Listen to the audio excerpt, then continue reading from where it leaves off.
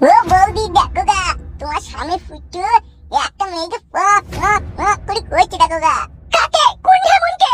মেয়েটাকে আমি চিনি গো বৌদি, কিন্তু ওর স্বামীকে চিনি না আমি। তুমি দেখলে কোথায় এইসব কইছে? ওই তো সেই নতুন ব্রিজটা হয়নি কো, সেই ব্রিজের তলাতে। চলো চলো আমি দেখবো, চলো।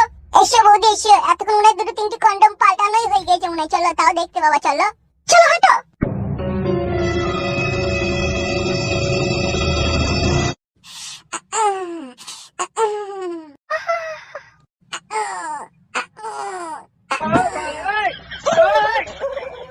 ঠিক সেন্টার জায়গায় ঢুকেছে তো।